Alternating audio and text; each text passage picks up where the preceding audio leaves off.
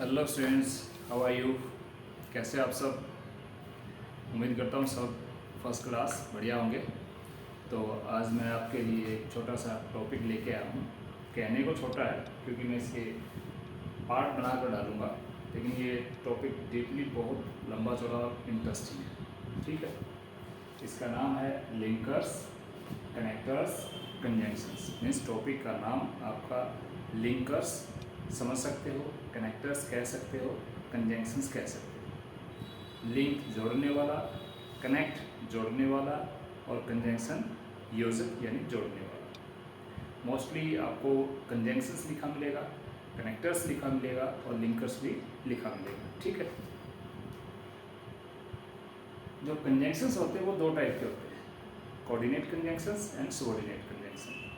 और इनके फिर अलग अलग पार्ट होते हैं। कोऑर्डिनेट कंजंक्शन के अंदर ही 4 पार्ट आ गए। ठीक, तो हम अगर डीपली जाएंगे तो बहुत लंबा समय लगेगा। तो मैं आपको शॉर्टकट में बता देता हूँ कि ये 60 के आसपास वर्ड्स होते हैं। ठीक, जो किसी भी सेंटेंस को लिंक करते हैं, उनको जोड़ते हैं, उनका मीनिंग निकलवाते हैं। तो यहाँ पर मैंने 7 वर्ड्स लिखे हैं, जिसमें फर्स्ट है एज। ठीक है, उतना, उतनी, जितना, जितनी। ये मेल फीमेल यानी जैसा व्यक्ति होगा, मेल है फीमेल, उसके आधार पर ये काम करता है। और एज का मीनिंग होता है किसी चीज़ को कंपेयर करना, कंपेरिजन। ठीक है, फॉर एग्जांपल आप ऐसे ले सकते हो, she is as beautiful as Radha. तो यहाँ पर मैंने एज और एज यूज़ किया है कि वह उतनी सुंदर है जितनी राधा है।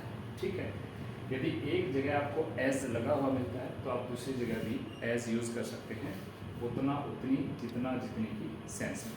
ठीक है, अब दूसरा देखिए, दो, आधो और दो, ये पेयर होते हैं जो यट से कनेक्टेड होते हैं। यट की हिंदी होती है फिर भी। ठीक है, और आल्दो और दो की हिंदी होती है हालांकि, यद्यपि। ठीक, और जैसे यहाँ लिख दिया आल्दो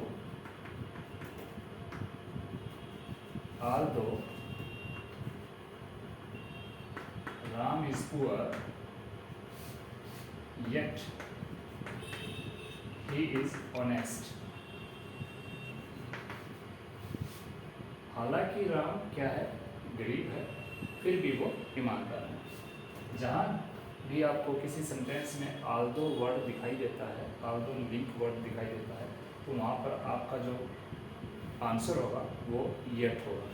और अगर येट दे रखा है तो वहाँ पर आल्दो या दो, इनमें से कोई से मिल जाएगा, दोनों का एक ही मीनिंग है, इसलिए मैंने इनको यहाँ पर इकट्ठा ले रखा। ठीक है, नेक्स्ट, सो दैट, इसका मीनिंग है ताकि। अब यहाँ पर लिख दिया हमने वी ईट, हम खाते हैं। क्यों खाते हैं? सो दैट वी में लिव, यानी हम जीवित रह सके। हम इसलिए खाते ताकि हम जीवित रह सके।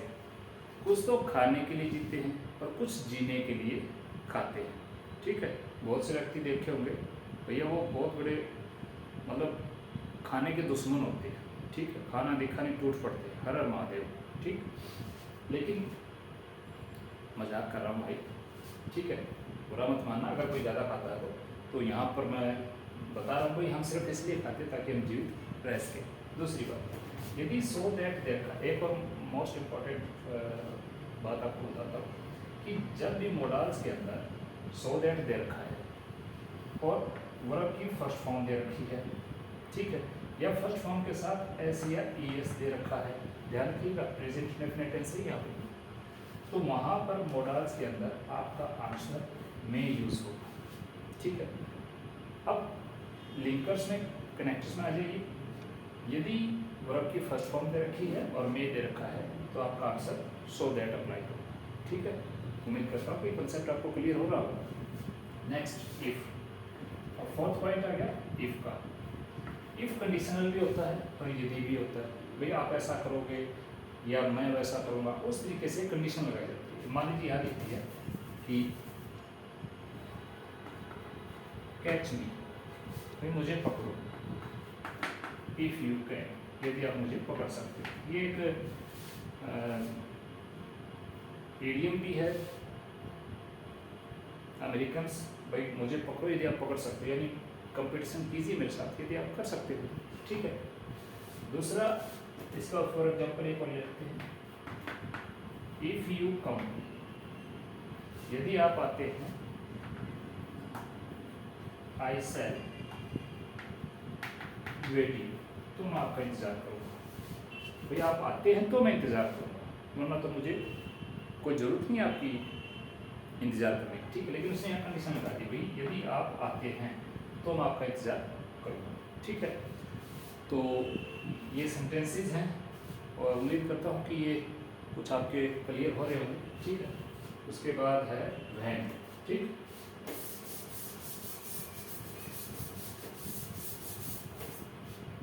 When,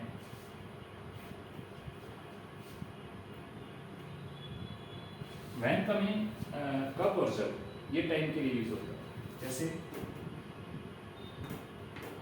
when the cat is away,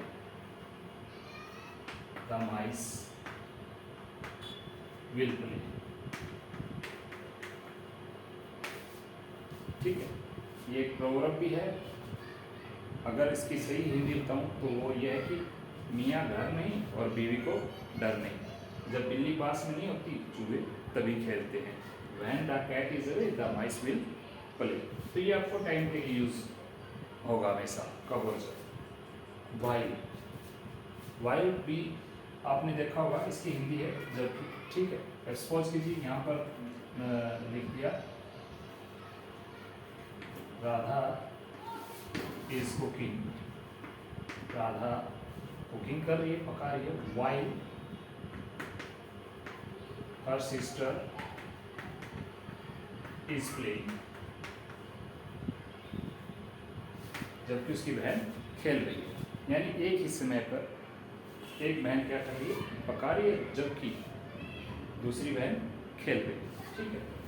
फिर आता है वेहर, वेहर का मीनिंग है कहाँ जहाँ, कहाँ और जहाँ, ठीक है। ये आपको जगह दिखाएगा, ठीक है।